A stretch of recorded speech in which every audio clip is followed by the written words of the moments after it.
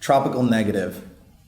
Keep your eye trained to the matador in this subplot. In my talkative history, how much has crumbled?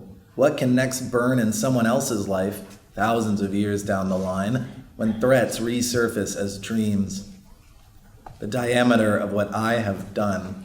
I am watching you set a match to my home. I move everybody in this tradition. Absorbing the elegant foreigner in a wisecrack against the world, you treat me as your ghostwriter. I click my heels against a hemisphere. I'm ignorant in my best dreams. Tropical negative, recorded as an injection of comedy. Do not tell your analyst, but I was born for this. The sun's advantage, my only preference. At a time like this, what to say? Gamma ray, gamma ray. Man, amazing. Okay, yeah, really, that's quite a poem. There's a lot going on. So, Lainey, then Lisa, then Gabby, then Al, and we'll see what happens. We'll keep going. Lainey? I want to start with the title, because I feel like the title is a really important entrance to the poem, possibly. Those two words bumping up against each other in a way that's really unexpected. So just a couple riffs on that. So tropical as in a semi-tropical climate that's warm. Cuba is a semi-tropical climate. And I'm also thinking about year-round growth in a warm climate. And then negative as in how does negative go with tropical? I feel like that I don't have a The mystery to unlock. it's a mystery. But one thing that comes to mind is the negative of tropical might be a ringing phone or none of those things. Not warmth, not year-round growth. But I also thought about a negative in a photograph. So that seems like a really important question to me. And just a couple more questions, no answers. When we say, I move every body in this tradition, how many bodies, what tradition? I'm ignorant of my best dreams. What dreams? I was born for this. What is the this? A lot of questions. Yeah. Great way to start. Lisa? Yeah, and with the title, if I could to add on, I was also reading the word trope and the tropic. Right. The trope as in that which is the figuration, the figurative. And so the negative of what is tropic would possibly be I don't know, literal reality, but I was really struck by the flexibility of that title, the strangeness of it. I wanted to look down into the center of the poem. You treat me as your ghostwriter. I love how that's so playful and how it can be, is this the author speaking to their creation? You saying to Luis, you treat me as your ghostwriter, because in a way that's what you are. Or, Luis to Gabby, you treat me as your ghostwriter, because of course this is your poetry, too. Nice, Gabby. Yeah, I really appreciate that. Set up very well there. Yeah, so what'll be hard about talking about this poem together is that one of the things that makes it click, I guess, is that it comes at the end of the book and you're living in a fiction for a while. And I think of this poem as kind of peeling out of the fiction a little bit. All of my books are really kind of project-oriented. I try to make each of them kind of their own thing and their own world and their own stylistic concerns and blah, blah, blah, blah, blah. And I always have to do this thing where I have to write poems that get me out of that project, lest I write this weird B-sides for the rest of my life. So I wrote kind of two poems to get out of this book. One that is in the book and one that's not in the book, which is maybe even more complicated than this one. It lives in a journal somewhere. And this is kind of that one. So it's kind of I'm trying to kind of peel us out of the fiction in a way. And it's not by saying, here I really am, but it's by maybe more explicitly asking a question about the representation of Latino poetics. One of the subplots of this book is about kind of poetry reception and the reception of work that pretends to or attempts to represent a kind of a culture or a person of a culture or something like that. I think it's no illusion that often books are like, this is the book of the Cuban American poet experience. It's like a marketing thing, and I'm really obsessed with the kind of marketing tactics that we do around race and things like that. And so this is a kind of, the tropical negative for me was like, there's a pun there about the photo negative, as in this is kind of like an inverse. And then it's also the negative as in the pessimist.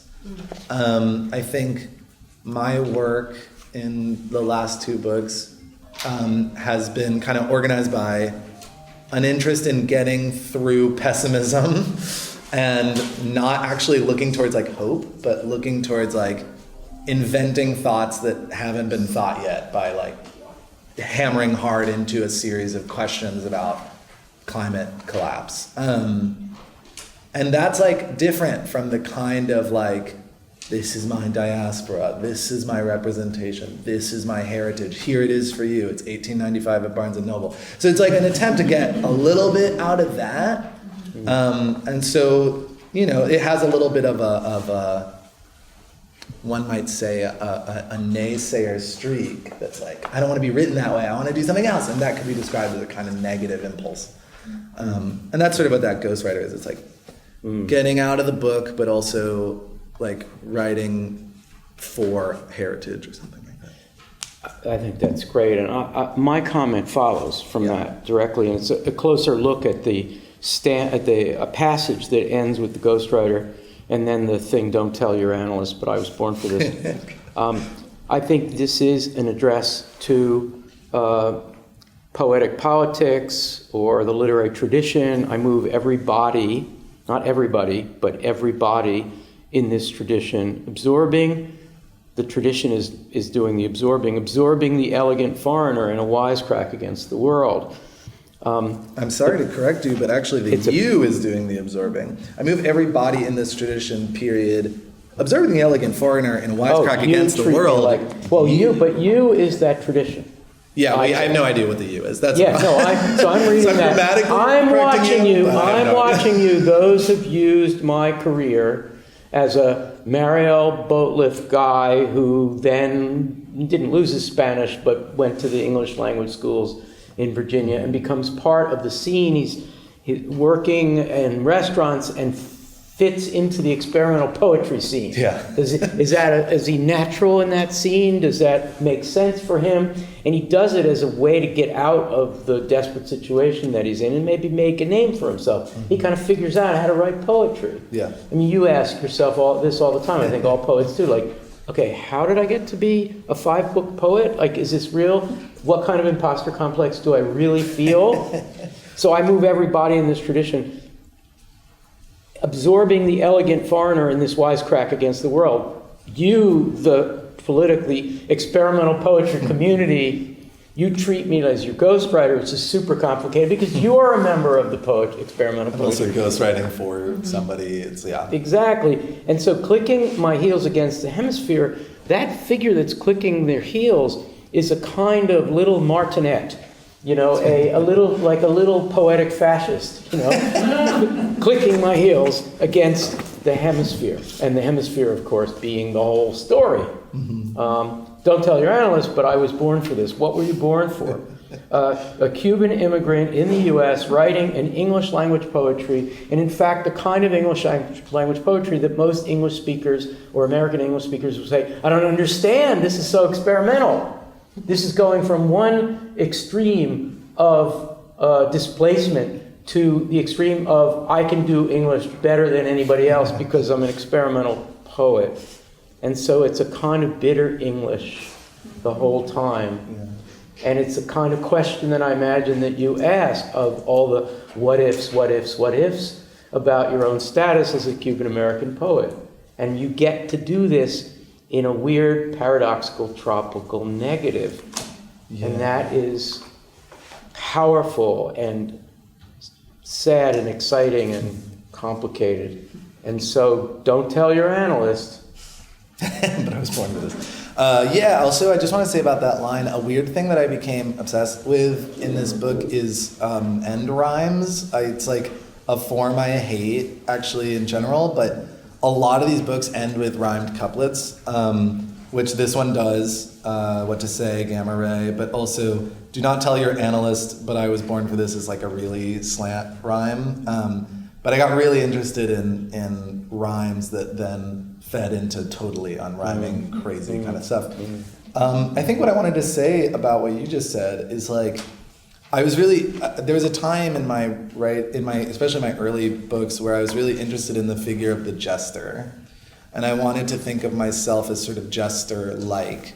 And my books stopped being funny. I stopped really trying to be a jester, but I was interested in this kind of like, let me take the very sort of serious, sacrosanct world of writing about ethnicity or writing about sexuality or whatever, and kind of do bad things. You know, I have a book about jazzercise, is sort of my most jestery kind of book. I like that book, but it's a weird one. And this is like the only moment where that kind of jester thing comes into this book. As a character. As a character, right. But I mean, the whole book's conceit is sort of jestery. But like there was this time I was really fascinated by Charo. Everybody remember the reference? Charo, guitarist and comedian mostly of the 60s, but she's still around. She's still doing it. She's really funny, and she's a sick flamenco guitarist. From where? Spain. She's Spanish. Yeah, she's really interesting. But anyways, you know, there's a long lineage of this type of sort of like what I call like Latino fools. I mean that in the Shakespearean sense, like Sofia Vergara, Desi Arnaz, Charo. Anyways, that's another conversation. I'm kind of interested in that tradition, to use a word from this poem. And for me, I click my heels against an atmosphere is a sort of funny hemisphere. Look, against a hemisphere is a sort of funny image. You know, it's a Dorothy and the Wizard of Oz kind of. To me, it was kind of, yeah, it's supposed to be kind of like a ridiculous thing to do against the hemisphere. And that's also the thing for the final line, which got stuck in my head once upon a time, and then I had to find a poem to put it in. This is what to say, at a time like this, what to say, gamma ray. I know, yeah. So what we're going to do is we're going to wrap up with final thoughts, and they're going to be really quick ones. A real final thought, quick one, and it'll be Lainey, Lisa, Al, and then Gabby who gets the final word. And you don't have to be quick about it because you're the person of honor today. And then we're going to wrap up, finish our formal session, and then we have a few minutes, I think, to hang around and chat, and you'll get a chance to say what you want to say. And we have books for sale, and I'm sure, Gabby, if you run out, buy a book, and then bring it back here, Gabby would inscribe it for you, I'm sure. So, okay, so in advance, thank you for hanging out with us. Lainey Brown, final thought. My final thought, I want to talk about comedy that Gabby was talking about, because to me there is so much comedy in this book that I so appreciate. And one of the things is, if you zoom out and look at the book as a whole, it's hilarious to me to take what is kind of a problem of a literary career. What is a career as a poet? Anyway, it's like a joke. It's like you laugh out loud, and at best you're going to have a situation like this poet where you've got a selected and you've got critics and everything. So Gabby brilliantly deals with this problem by like, well, I'm just going to write it myself. I'm going to make the poet, I'm going to make the career, I'm going to make the critics, I'm going to talk about the books. And there's infusions of comedy all the way through that we're dealing with these very serious things. But there's always that injection of comedy, which I so appreciate. Lisa? I might comment on the way that both of the poems that we focused on do end with repetition. The perfect repetition at the end of Obsessions, and then the same, actually, in Tropical Negative and the couplet, rhyming couplet, and how I just have to quote the end of a poem we didn't look at, but because this is my last thing to say, the beautiful ending of an illustration. And to know every repetition is a little ghost of me waving from an echo. Every repetition is a little ghost of me waving from an echo. That does for me, that bridges both of the poems that we've just talked about, including the sense of time that the first poem we talked about opens with, and the fusion of past and present. And can I just say one 2-second thing? When you mentioned optimism in one of your remarks a little bit ago, and the way that I read the line, I believe too much in spinning around. It's like I believe too much in being on Earth, being on the planet, being of the planet, because we are spinning around as we speak. And so it comes from an excess of belief in it or love for it. I think you've achieved something in this book that is really hard to do. It is really, I highly recommend getting a copy of this book. It is a totally extraordinary thing that you've done. And I find the idea, it's in Tropical Negative, but it's throughout the book, so moving that a poet as young as you are could imagine a poet as old as Luis or as far gone as Luis, this far into the future. It's scary that someone your age can be such an old soul. It's what we've been calling you all day, I guess. Yeah. And I think these lines in Tropical Negative bring this out in me, this sense of you that I'm feeling. What can next burn in someone else's life? Thousands of years down the line, when threats resurface as dreams. It's dystopic and disturbing, but it's just beautiful in proving once again that poets can imagine that far away, or are supposed to, and that the fiction that they create to defend themselves from something that's too honestly themselves, can break down, and they can say something absolutely unironic and sincere about the future. And even though threats will resurface as dreams, which is a very cunning strategy of threats. And there's threats all around. I don't mean threats like, I'm going to get you, more like threats of the end of our existence, when poetry will be totally meaningless. I don't know. Poetry might do okay.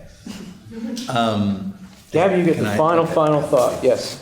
I can say nothing more nor less than thank you to all of you for your readership, for dealing with Al's compulsions to bring you to speak. Are you okay have with learned that? from, Did that work out? I've lived with Al in my life for 10 years, so I know it well. And it's good when you lean into it. So thank you for doing that. Thank you for your readership. Thank you for being here. I also want to shout out Lisa Fishman's book, which is also out there. And if you weren't at that event, POFO has videos of everything. So bam, bam. Thank you. Thank you, everyone, for participating in this. Let's hear it for these three amazing people. And I just want to add also that Noah has been absolutely fabulous in supporting us at every moment of this day. Noah, you deserve an applause.